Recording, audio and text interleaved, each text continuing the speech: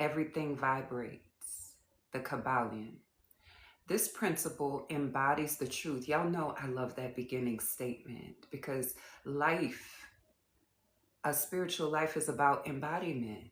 It's not about knowledge. It's about incorporating the knowledge into lived experience and practice. Okay. So this principle embodies the truth that everything is in motion, everything vibrates. When we talked last night, we talked about the difference in vibration, the rates of vibration on each of the great planes. So real quick, let me ask you a question. Thank you. What is one of the great planes? You could give me a subcategory or the overarching category. Give me one of the planes we talked about last night.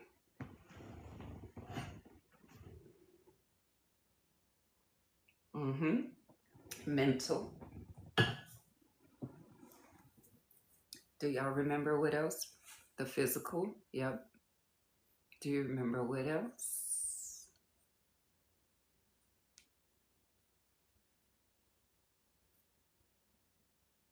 Ethereal. Auric. Like all of those are parts, even if they're subcategories, right? And so we went over last night that there are planes of existence that have rates of vibrations that are beyond the senses. Some of those planes are not available to the average mind. Some are available to a very intelligent mind. And some are available to those adept, right? So what we're interested in is in evolving. Now, are we here because we want to become the overman or the superman? No. It's all right to aspire to that, but we're really doing that because we want a great quality of life. And in doing so, we elevate, right? We're not doing it to elevate. What we're doing is causing the elevation and thereby increasing our quality of existence. Okay, so let's keep going. And all of these principles depend upon one another and they work together. Okay, this principle embodies the truth that everything is in motion, everything vibrates, nothing is at rest. Facts which modern science endorses and which each new scientific discovery tends to verify. And yet, this Hermetic principle was enunciated thousands of years ago by the masters of ancient Egypt, and we like to say Kemet. This principle explains that the differences between different manifestations of matter, energy, mind, and even spirit result largely from varying rates of vibration. From the all, which is pure spirit, down to the grossest form of matter, all is in vibration. The higher the vibration, the higher the position in the scale. The vibration of spirit is at such an infinite rate of intensity and rapidity that it is practically at rest. Just as a rapidly moving wheel seems to be motionless. Hold on one second, because I want to make sure I'm not rereading this, because we've passed this already. Hold on. Yeah, we're moving past this. We read that already. We moved on to the lessons about mental transmutation.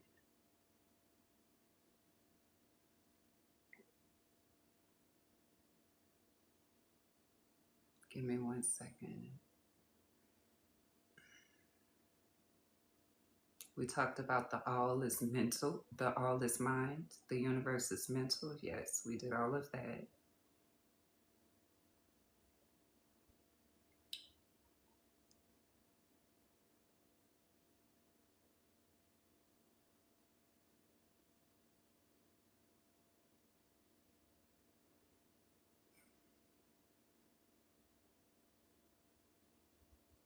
Okay, here are the planes. Okay, here we go. The divine paradox.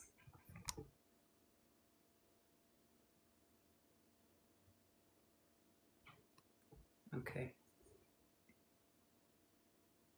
The half-wise, recognizing the comparative unreality of the universe, imagine that they may defy its laws. Such are vain and presumptuous fools, and they are broken against the rocks and torn asunder by the elements, by reason of their folly. Okay, so the half-wise thinks that they're just going to do what they want to do and defy the laws. The truly wise, knowing the nature of the universe, use law against laws, the higher against the lower, and by the art of alchemy transmute that which is undesirable into that which is worthy, and thus triumph. I'm going to read that again. The truly wise, knowing the nature of the universe, use law against laws, the higher against the lower, and by the art of alchemy transmute that which is undesirable into that which is worthy, and thus triumph. Those are the alchemists, right? So the unwise, they just gonna shoot in the dark, try to do whatever they feel is necessary to do, just trying something. Okay?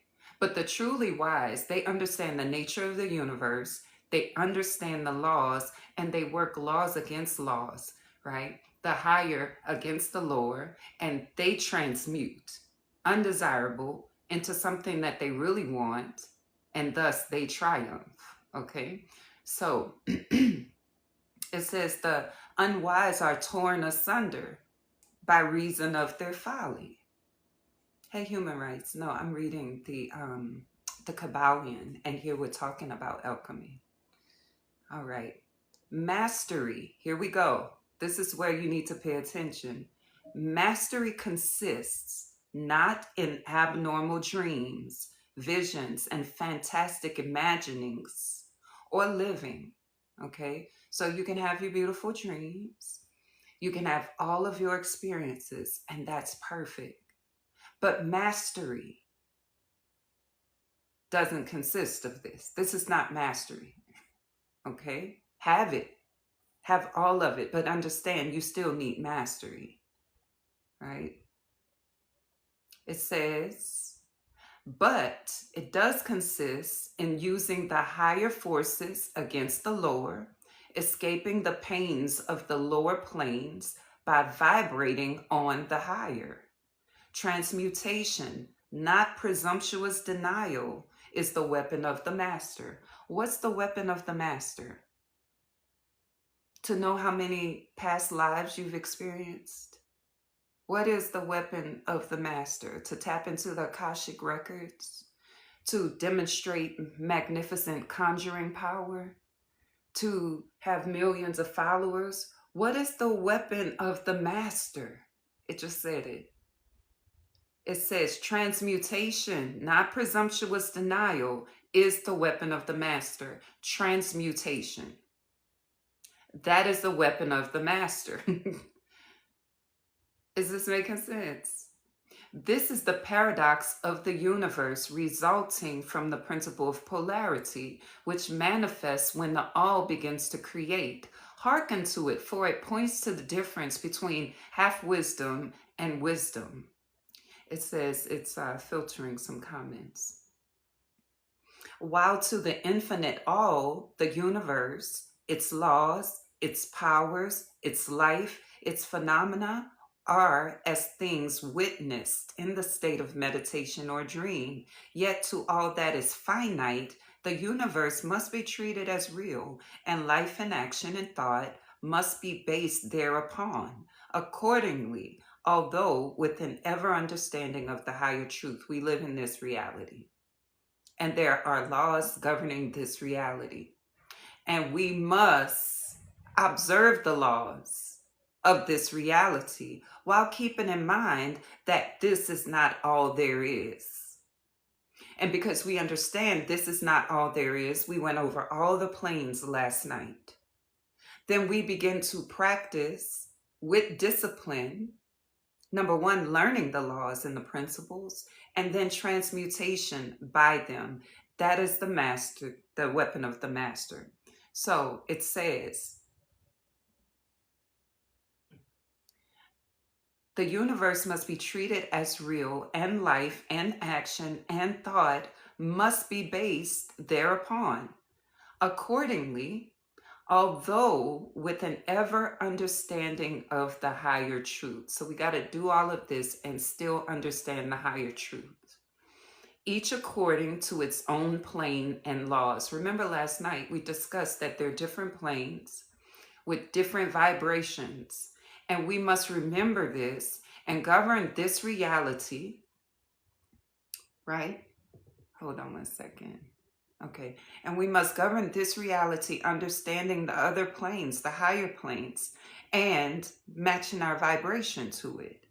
Were the all to imagine that the universe were indeed reality, then woe to the universe, for there would be then no escape from lower to higher, divine word. Then would the universe become a fixity, and progress would become impossible. And if man, owing to have wisdom, acts and lives and thinks of the universe as merely a dream, then indeed does it so become for him. And like a sleepwalker, he stumbles ever around and around in a circle, making no progress and being forced into an awakening at last by his falling, bruised, and bleeding over the natural laws which he ignored. Okay. So it's saying the divine, in the divine's infinite being, if it were to think of this world as finite, then it wouldn't even be possible for us to evolve. And if we think this world is not real, then we're going to loop and loop and loop as if someone's slumbering. And then we're going to be forced into an awakening. So it doesn't make sense to try to act like we don't have to live here. It doesn't make sense to try to act like these laws are not acting upon us and within us, right? We have to be aware of that there are all different planes, not just this one, but also this one. There's some people who are in denial about living in this reality. And the Kybalion calls them unwise. The wise one, the master, does not try to escape this reality, but rather transmutes the experiences to something that is more desired. So we're not practicing escapism here. What we're doing is seeing, yes, that energy is here. I'm not turning my head to it, but I'm also not running from it. I'm also not running toward it. I'm also not going to tussle with it, right? I'm going to direct it. And in directing, I will transmute it because I understand, right, that there's a correspondence. We read that last night. There's a correspondence between what is happening on every plane and the laws. There's a law for all of it. And that's what assists us in transmutation, right? So keep your mind ever on the star, but let your eyes watch over your footsteps, lest you fall in the mire by reason of your upward gaze. That's a great analogy. Keep your eye on the star, but also keep your eye on your footsteps so you don't stumble because you're not paying attention. Pay attention to all the planes you exist on, not just one. And don't try to escape either because you can't.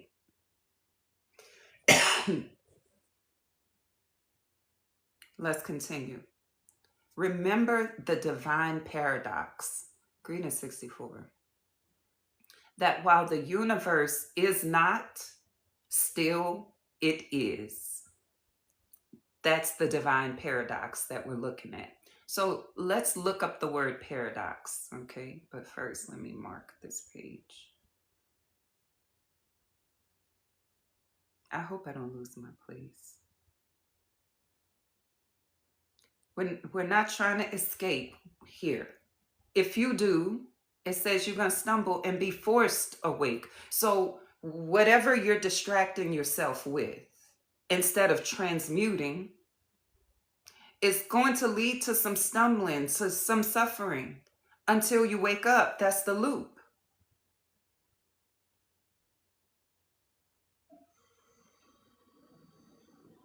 So let's look up the word paradox. Are y'all following? The word paradox is a statement, situation, or argument that seems to go against the common sense or self-contradictory, but upon deeper reflection may reveal a profound or underlying truth. Okay, it's something that on the surface it don't sound right to you. It seems to be self-contradictory. But upon reflection, it says, but upon reflecting, a deeper reflection may reveal a profound or underlying truth. So now let's go back.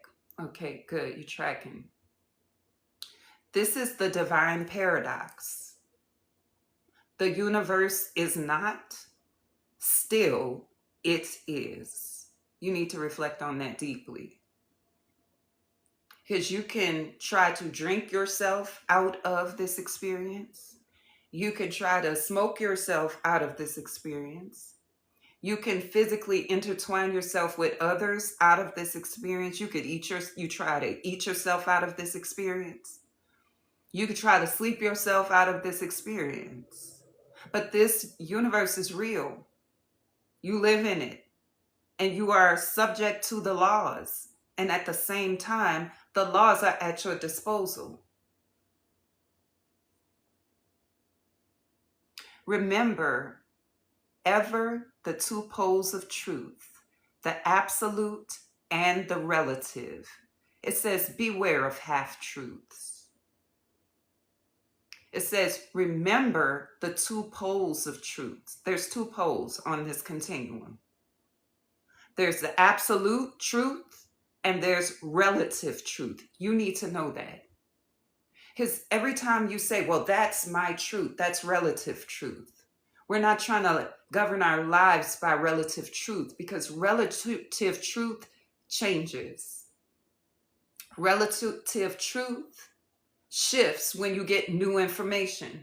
The truth you had last year probably is not the same truth that you live by today.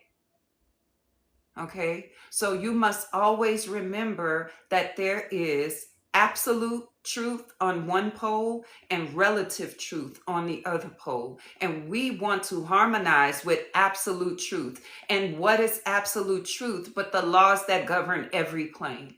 They don't change. They don't shift or depend on you or me or culture or region or continent or pole, North Pole or South Pole. All of these laws govern every plane. That is absolute truth. It change it not. Okay? So when you want to live your life solely by your truth, but your truth goes against or is contradictory to absolute truth, then you are not behaving in a wise manner. And you could tussle with truth, because a lot of times you don't like truth because you want to do what you want to do. And you want to do what you feel. And your ego be telling you all kind of stuff and makes you come against absolute truth. But then you always find out. You always find out upon deeper reflection. And this is why it's called folly to live by the ego. The ego is not consistent with absolute truth. It's conditioned. So while you stand there and you fight for your conditioning, the laws are operating in absolute truth. So then you wonder why you're not having the experiences that you want to have. And you wonder why, even though you're using one law from an overarching principle, why you're not getting the results that you want. Remember ever, ego, yes. Remember ever the two poles of truth. Walk away with this, okay? Is this absolute truth? Is it universal? Or is it subjective? Or is it relative? Those are great questions. Mm-hmm. Mm-hmm. What Hermetists know as the law of paradox. There's a law. Have you ever heard of the law of paradox? What Hermetists know as the law of paradox is an aspect of the principle of polarity. I want you to remember that there are principles and then there are laws that operate under that principle. The principle we're looking at right now is the principle of polarity, and the law of paradox is under the principle of polarity. The Hermetic writings are filled with references to the appearance of the paradox in the consideration of the problems of life and being. The teachers are constantly warning their students against the error of omitting the other side of any question. And their warnings are particularly directed to the problems of the absolute and the relative, which perplex all students of philosophy, which cause so many to think and act contrary to what is generally known as common sense. And we caution all students to be sure to grasp the divine paradox of the absolute and the relative, lest they become entangled in the mire of half-truth. With this in view, this particular lesson has been written. Read it carefully. Did you hear what it said? It's important for you to know the difference between absolute truth and relative truth. It's really important, it says, because if you don't, you're going to be acting according to half-truth. So let me read it again. It says, and we caution all students, you, me, and everyone else. We caution all students to be sure to grasp this divine paradox of the absolute and the relative. The universe is, and it still is not at the same time. If you don't grasp this divine paradox of absolute and relative truth, it says you will be entangled in the mire of half-truth. The first thought that comes to the thinking man after he realizes the truth that the universe is a mental creation of the all is that the universe and all that it contains is a mere illusion. The all is that the universe and all that it contains is a mere illusion.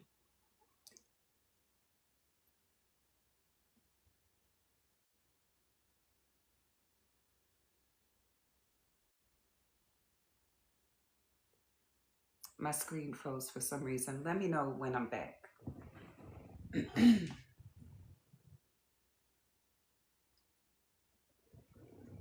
Am I back?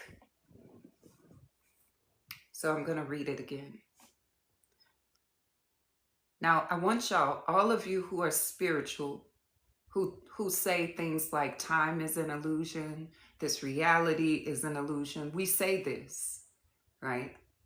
So I want us to think more deeply about it because it is true. It is true. But remember, the universe is and it is not. Okay? So it is true that these things are an illusion. But let's come into balance, shall we? The first thought that comes to a thinking man after he realizes the truth that the universe is a mental creation of the all is that the universe and all that it contains is a mere illusion, an unreality, against which idea his instincts revolt. But this, like all other great truths, must be considered both from an absolute and a relative point of view. From the absolute point of view, of course, the universe is in the nature of an illusion, a dream, a phantasmagoria, Oh, that's a beautiful word. A phantasmagoria as compared to the all in itself. We recognize this even in our ordinary view, for we speak of the world as a fleeting show, that it comes and goes, is born and dies. For the element of impermanence and change, finiteness, and unsubstantiability must ever be connected with the idea of a created universe when it is contrasted with the idea of the all, no matter what may be our beliefs concerning the nature of both.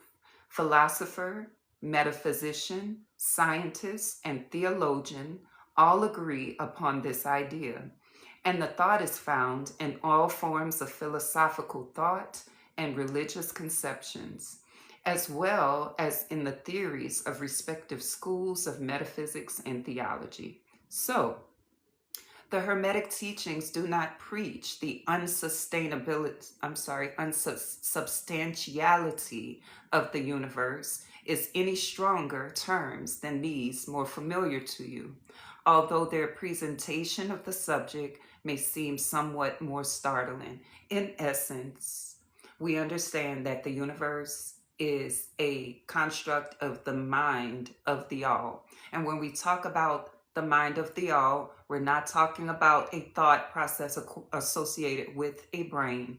We're talking about a consciousness. So when we think about this as this universe being a state of consciousness of the all, it's easy to lean into, oh, this is an illusion. This is not real. It's easy to do that, in other words. And it's saying across many different fields and disciplines, whether it be theology or philosophy or science or spiritualists, metaphysicians, all of us agree there. Okay.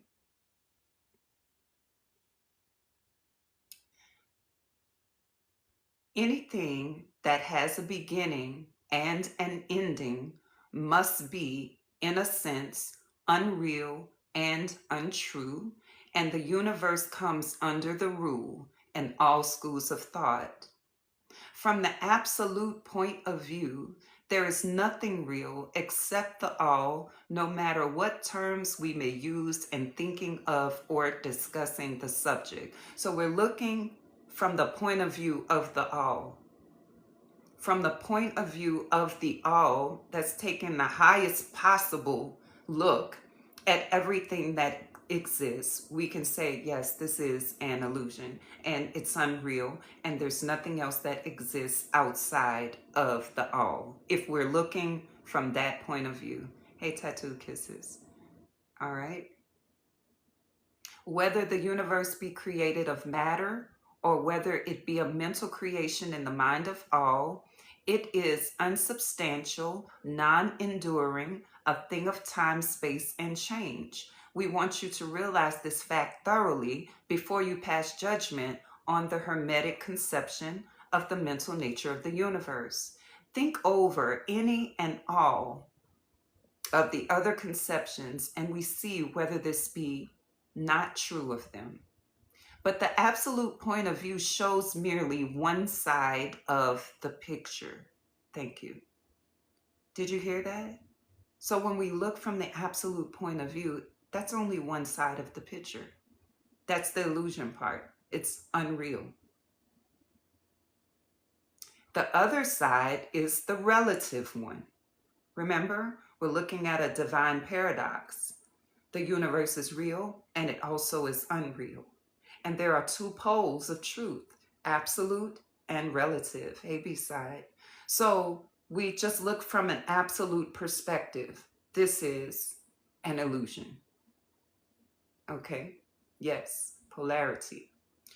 The other side is the relative one. Absolute truth has been defined as things as the mind of God knows them. Ah, I love that. Remember, I told you every time I read this, I just get like, it's like I never read it before. I love this. So listen to what it said. Absolute truth has been defined. Thank you. Absolute truth has been defined as things as the mind of God knows them.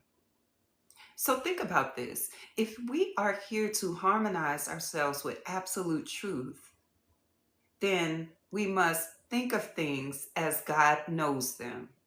While relative truth is things as the highest reason of man understands them. We need both. We need to see from the God perspective, and then we also need to see from the highest reason of man. Not just any reason, not low vibration reason. We need to rise up and look from the highest reason of man and also the mind of the infinite. We need both. And if you're doing one or the other, you are out of balance. You're at one pole.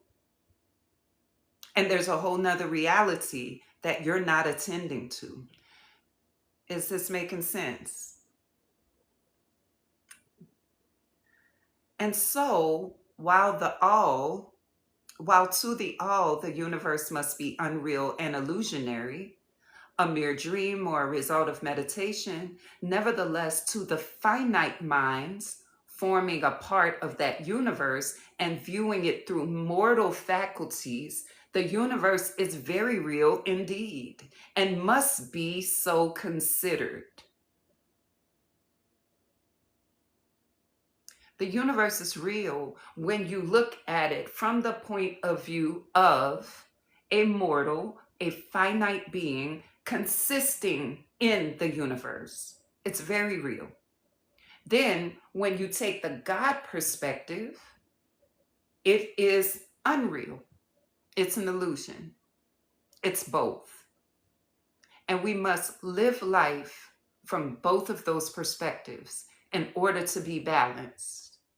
And we all know some spiritual people who try to deny this reality.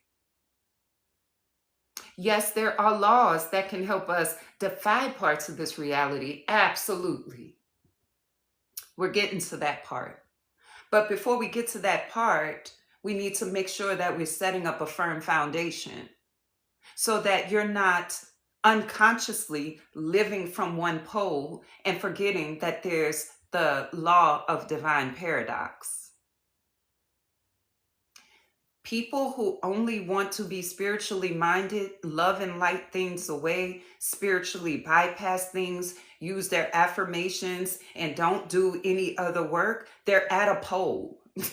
They're polarized. They're not in harmony. They're not even seeing from the divine perspective. Because the divine would have to see all. I'll be seeing and feeling it in real time, both sides. Good. And to be balanced and to learn these principles and laws keeps us operating in maximum capacity.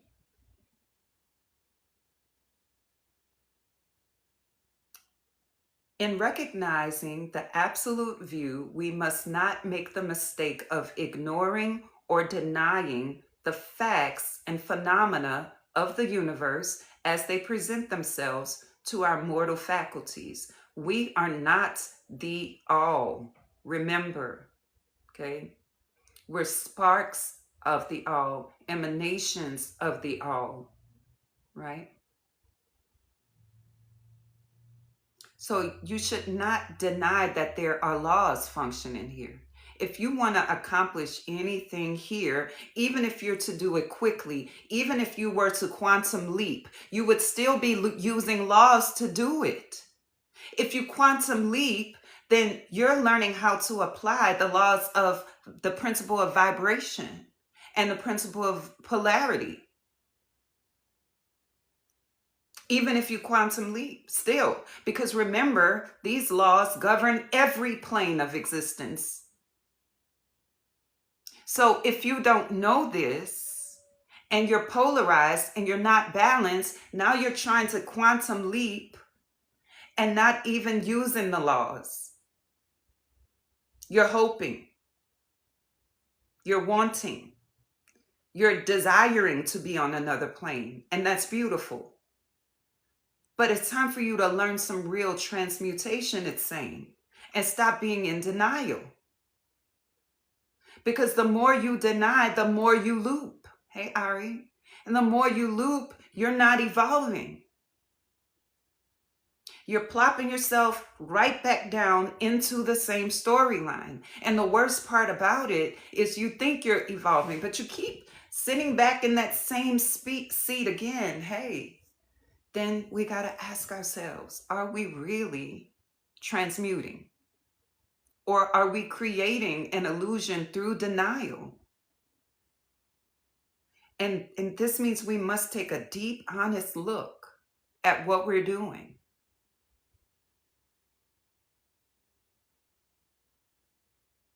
To take familiar illustration, we all recognize the fact that matter exists to our senses, right?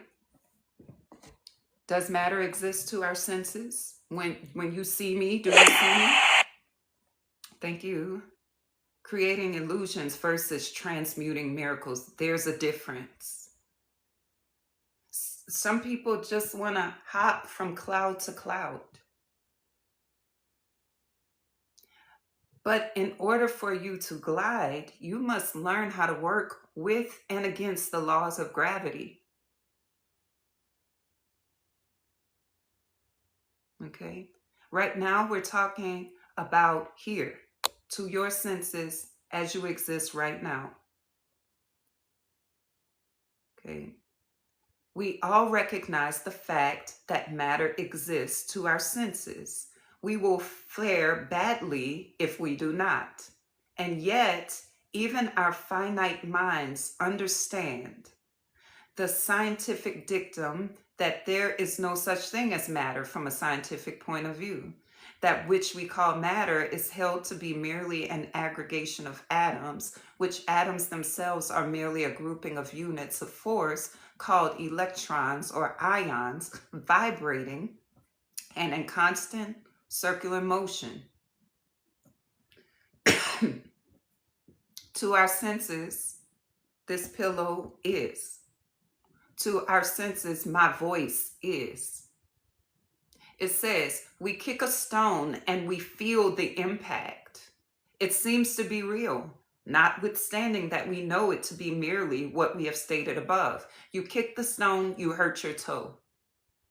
While at the same time understanding that this stone is composed of atoms and smaller molecules, which are just aggregations of force, which is really nothing.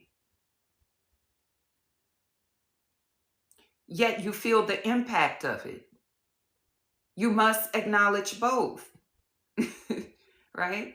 That we are waves of energy, atoms, which are really in space, empty space, and at the same time, those atoms have collected into matter to our senses. Do you see where it's going here? We kick a stone and we feel the impact. It seems to be real, notwithstanding we understand it's atoms.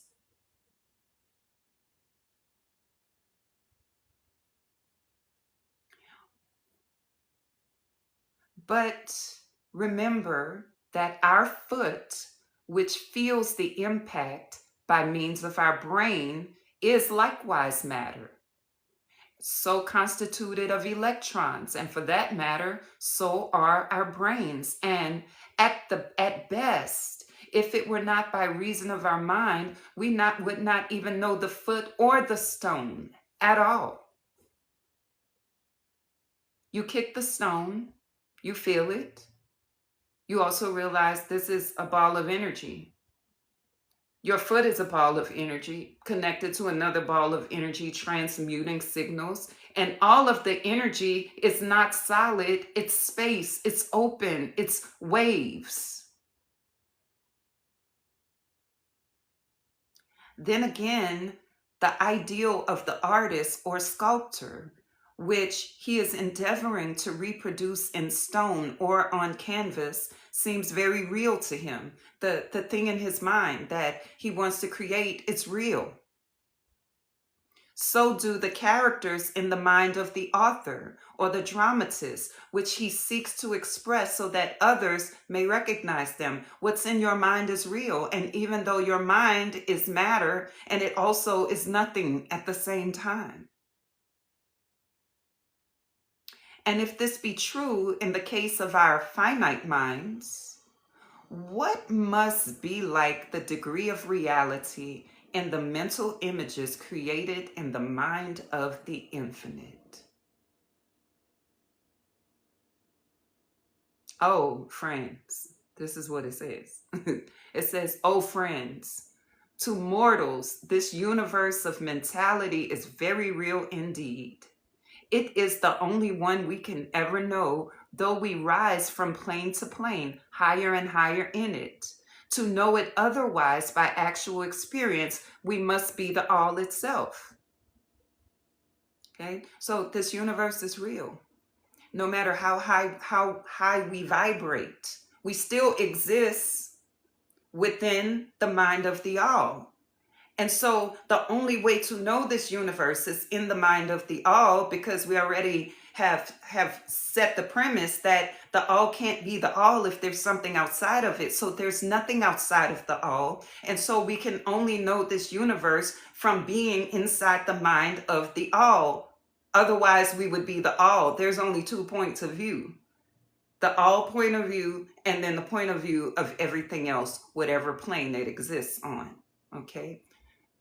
It is true that the higher we rise in the scale, the nearer to the mind of the all we reach, the more apparent becomes the illusory nature of finite things. The higher you vibrate, the more of the illusion you see. So if you want to stop looping, if you want to stop experiencing something, you must get closer to the mind of God to see the illusory nature of it. Because when you're far away, when your vibration is way lower, on a lower plane, all you see is what's on the lower plane. And then you get mad at someone on a higher plane saying, hey, that's not real. Yes, it is.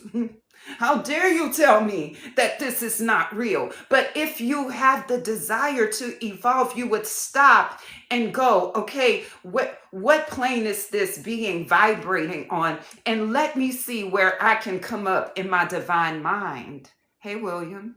B-side, you know how it be on the inside. You know, you might not be saying, how dare you challenge my lower vibration.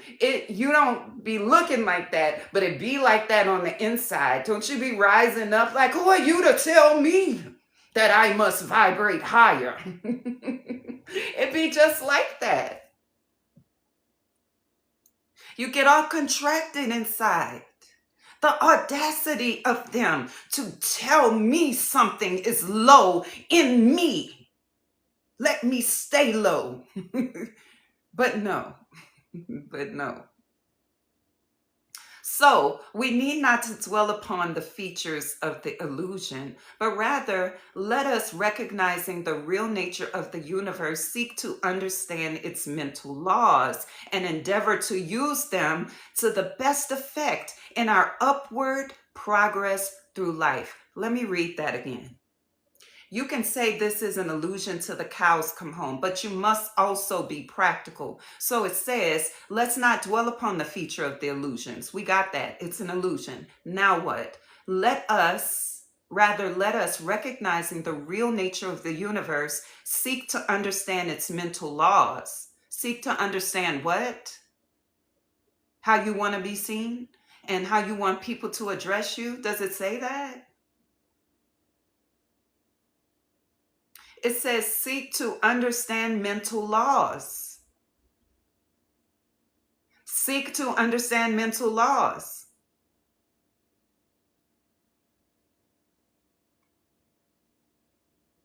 And endeavor to use them. Don't just know them. You know how many times people say everything is as it should be? and they don't believe it, but they know it, but they don't believe it because they still think things should be another kind of way. So it says, seek to understand its mental laws and endeavor to use them. This is not something to sit in your head and agree with someone when they're teaching. Yep, everything is as it should be. Yep, time is an illusion. Yep, we must ascend. Yep, vibrate higher. Yep, everybody's in their own universe. Yep, everybody has their own point of view. Yep. Is that all we're going to sit around and do? No. It says, seek to understand the mental laws and endeavor to use them to the best effect in our upward progress through life. There's an upward progress. As we travel from plane to plane of being. The laws of the universe are nonetheless iron laws because of the mental nature. All except the all are bound by them. So I know that you want to escape your reality. I know it. I know you don't like how some things are and have been. I know it. But you are fooling yourself, it said, if you don't regard the laws that govern these realities. At best, you're going to be like my children. I told y'all this example, gave y'all this example many times. If you've been rocking with me for some years, you've heard it. So we had this this driveway, which was on a hill. And when the twins were small, they're 15 now. But when they were about 5 or 6, they decided that they were going to fly down the driveway, ignorant of gravity. They got an idea. I'm limitless. I'm going to fly down this driveway.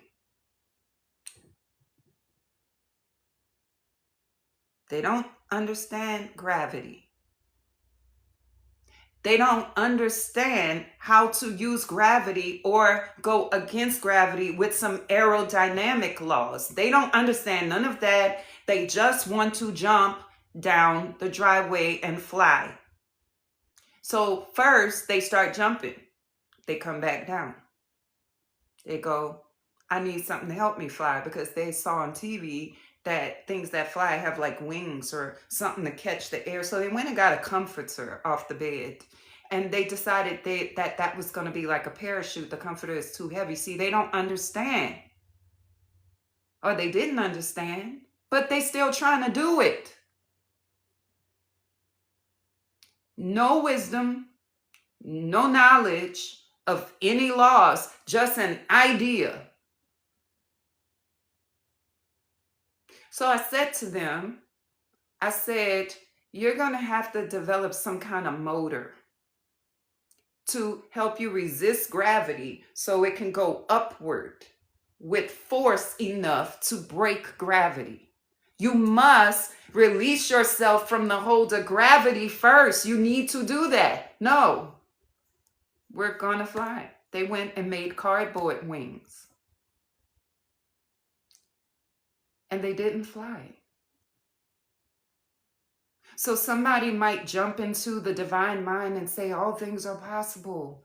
If they believed enough, they could fly. You're off. You're on a pole. You're polarized. Because we just read the divine paradox. The universe is, and yet it still is not. And these laws operate on every plane, no matter what the vibration. The vibration of spirit is so high, it said, that it seems like it's even at rest. But these laws operate there too. So you think that with your idea, you're not going to be masterful in a law. You're not going to be masterful in any law. You're not going to take time to master yourself. You're just going to do something. And sometimes there are laws working in your favor, and that something does happen. But if you were to replicate it, if you wanted to continue, because the vibration is a certain way, then you're going to have to know how to keep the vibration, which means you're going to need some laws on your side. The principle of vibration, the principle of polarity, the principle of correspondence, the principle of gender. You need the principle of cause and effect. You need that and all the laws on your side. So by your spontaneous living, it happened, but can you reproduce it? Because reproducing it is mastery. I'm not saying we have to reproduce every single thing, but have you ever, let me ask you this, have you ever won some money? Just, you wasn't even expecting it, just won it. You don't know what you did. You don't know what you said. You said a lot of things, but you don't really know which one of them worked, if any. And so then you get in a situation where you need money again, and you're trying to reapply that formula that you really don't know. Hey, William. It might work. It might not. Now we got to hope.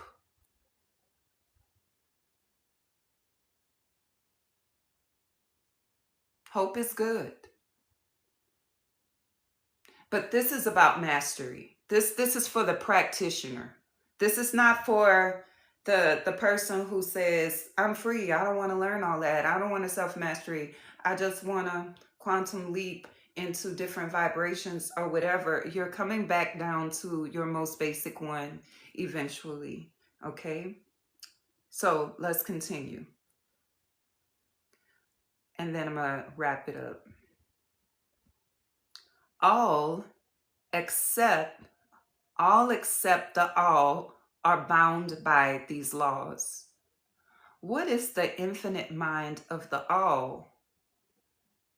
What is in the infinite mind of the all is real, in a degree second only to that reality itself, which is vested in the nature of the all. So, listen, we're closing. Do not feel insecure or afraid. This is not fear-mongering. This is not condemnation. We're taking a very real look at the state of affairs here. It says, do not feel insecure or afraid. We are held firmly in the infinite mind of the all, and there is naught to hurt us or for one of us to fear. There is no power outside of the all to affect us, so we must rest calm and secure. There is a world of comfort and security in this realization when once attained. Then calm and peaceful do we sleep, rocked in the cradle of the deep, resting safely on the bosom of the ocean of the infinite mind, which is the all. The all, indeed, do we live and move and have our being.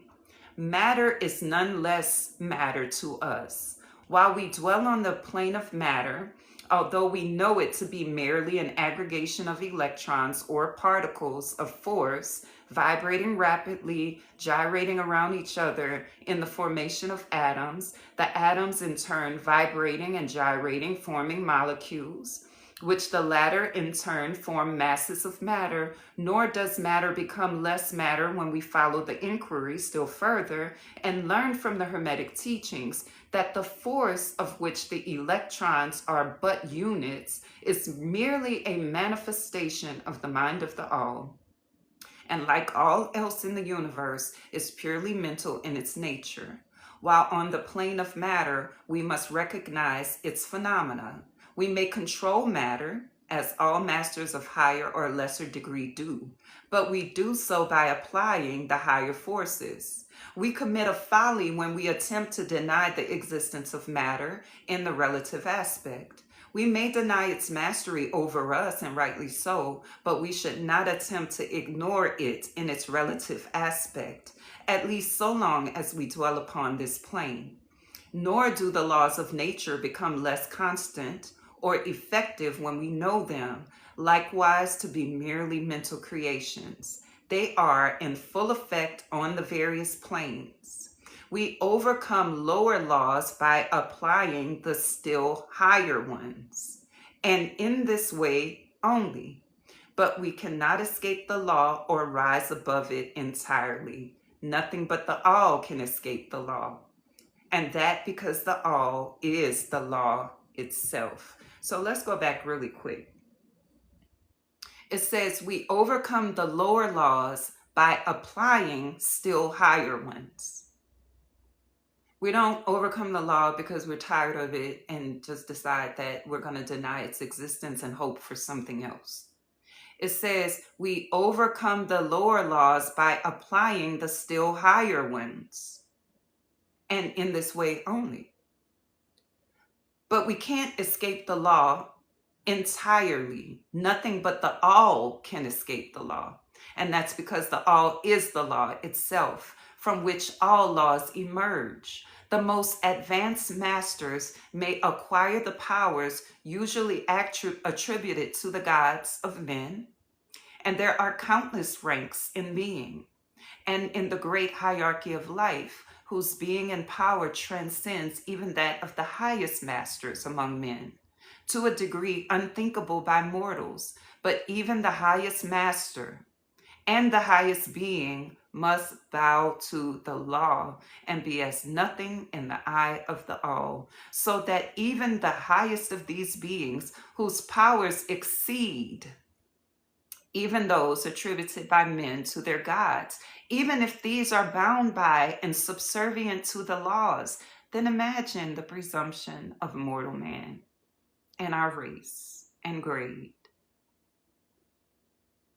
when he dares to consider the laws of nature as unreal, illusory, because he happens to be able to grasp the truth that the laws are mental in nature and simply mental creations of the all. And let's stop right there. And it said, there's some high beings out here. There's some high human masters out here too. And all of them are bound by the law. So imagine if they have powers and abilities and they're still bound by the law. You are too. Now, somebody may say, well, I feel trapped if I have to move by these laws. No, you're trapped when you don't know how. That's when you're trapped. You're trapped when you can't use the higher laws to overcome the lower ones. You're trapped. Let me tell you where you're trapped. In your own mind, in a loop. That's when you're trapped. You are free when you can move and use these laws masterfully, because you have to live in the mind of the all, because there's nothing outside of it. But you have grown to see the laws that govern this reality that you can use as a trap, because you don't study and you're not practicing and you want to play around on the lower vibratory planes. And then you just want to hop and be on another plane when you don't carry the vibration of it. The only reason we're not at one plane or another is that the vibration is different. So you can't wish yourself into a high vibration. Even if you manage to get on another plane, you can't stay there if your vibration doesn't match it. So even if you have it today, it must be in your nature to stay there. And why am I saying this? I'm saying this because my audience is people who really want to evolve. But you got to properly locate yourself. You got to, with some authenticity, some integrity, say, I'm right here, but I want to be right here. So what illusion do I have to release? Where is my ego keeping me stuck? Sometimes your ego tries to make you be heavenly minded. Everything is an illusion. This is not real. I can do whatever I want. You could do whatever you want within all these laws and principles. And you could be more masterful at it if you learned them and practiced them. And you could advance more quickly if you did. rather than hopping. So imagine that there's a level right here and there's a level right here. And imagine you down here could hop and reach this level. Where you going though? Back down. You can hop, you vibrate high. That's a frequency. You go back down. Hop. Go back down. That's not what we need to be doing. That's a lot of energy. It's a distraction is what it is. You get the illusion of going up. Oh yes, I'm evolving, I'm ascending. Still making the same choices, you're going back down. Oh yes, I'm ascending, I'm evolving, still tussling with the illusions that you called them. You're going back down. And this is all of us. So instead of trying to hop, we should be building the vibration through mastery, through practice, through virtue. All these systems tell you this, but you rather the new age people that tell you can quantum leap and stay there. You rather that. When you keep seeing though that your experience is this. Up today, down tomorrow, up this year, down next year. I've come to you through yogic philosophy. They've told you. I've come to you through Hermetic spirituality. They told you. I'm coming to you through Hermetic principles. They told you. Pretty soon I'm going to come to you through Gnostic cosmology. They told you. All the ancients are telling you. But you have this one law in your mind that the metaphysicians of today have told you, which is the law of attraction. And you keep trying to apply that. And you keep trying to vibrate high so you can attract and draw. And you're still in lack. You still have the vibration of lack. You still repeat lack thought cycles that keep you on the lack plane.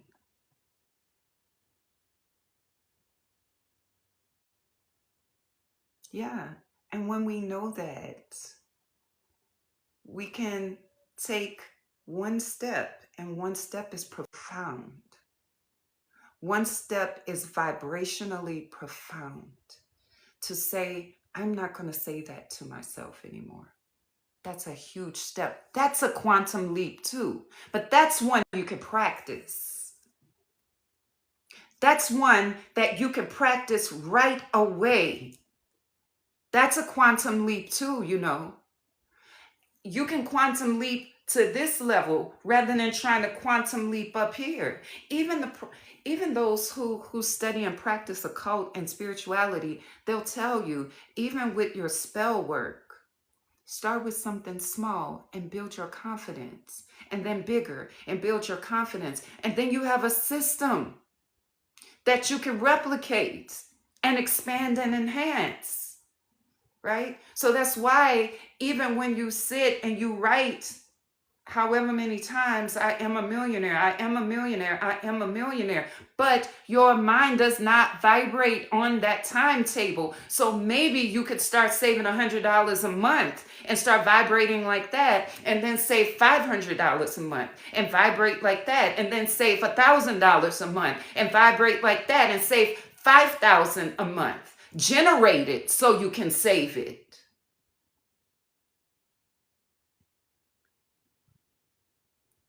So maybe you start with your affirmation as a goal. I'm going to save $100 a month. And this is how I'm going to do it. When I use this money here or here or here, instead, when I go to do that, I'm going to take it and bring it together. I'm going to put it in the bank. Then you increase it. Now your affirmations come in. I'm so thankful and I'm so grateful that I not only save, but I also enjoy the fruit of my hands, the work of my hands. I'm so thankful and grateful that my money multiplies. You put it in Robin Hood, it's multiplying.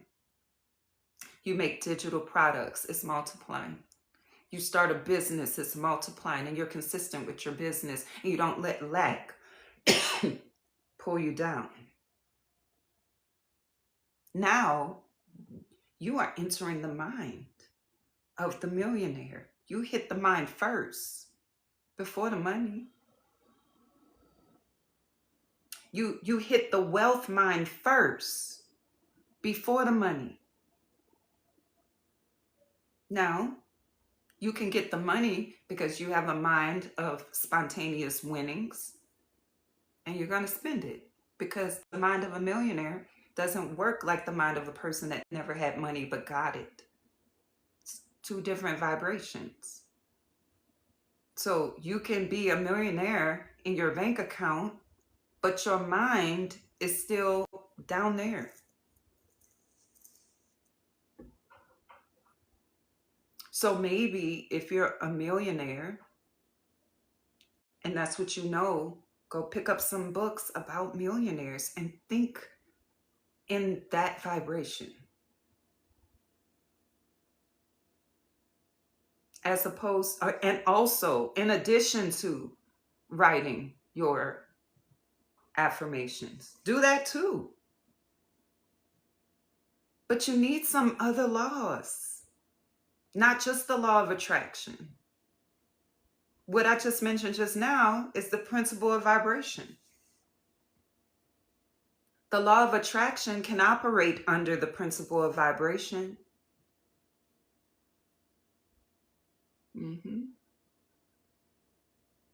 So it's time. It's time for you to live by the divine paradox. Hello, Romeo. The universe is and it is not. There's absolute truth and there's relative truth. And when you don't live according to absolute truth, you're living a half truth. You know what happens when you live in a half truth? You get half truth results. All of us, none of us are exempt.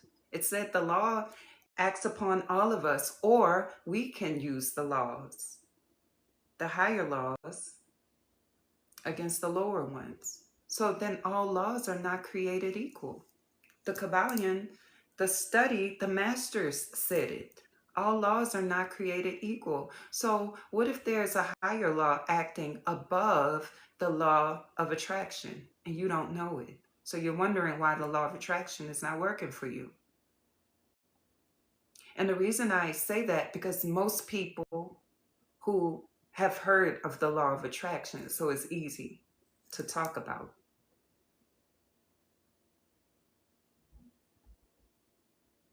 You know, the people who grew up in the 80s and 90s, name it and claim it, there are other laws. You know, I thought it was mine. I guess it is not. Is it? I must be. I don't know if I'm frozen to y'all. I don't know what the last thing is y'all heard, but I'm done. I'm done.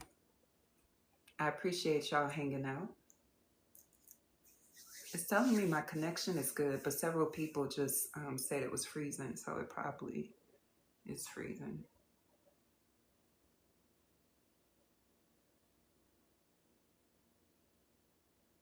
Thank you too, Kia.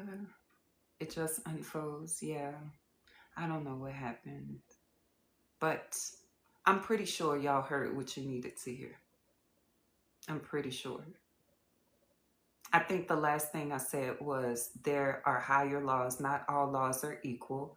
There are laws higher than the law of attraction. So if the law of attraction is not working for you, then there's probably a higher law. Okay, well, it's lagging. I'm gonna get on out of here. It's just time to go. Thank y'all so much. You are welcome. If you need coaching, you can sign up on my website at VeronicaMarie.com. Thank you. I have a private community where we hold conversations like this and more. If you want to join that, let me know. I'm going to put this one on YouTube as well, so be looking out for that. And life coach training. Life coach training just began on August 9th. It's not too late for you to join. You can listen to the previous lesson and catch up. It's a 5-week certification course where I teach you coaching concepts and principles to help you help others. And maybe you want to start a practice, or maybe you just, thank you, or maybe you just, I love that, or maybe you just want to become a better you. You can do that too with the life coach training. You are so welcome. So send me a message if you are interested. But I will join soon so that you don't fall too far behind. And then pretty soon I'm going to put it on a self-paced study so you can study at your own leisure when we're done. All right. Until next time, peace and have a beautiful dream state. Thank you.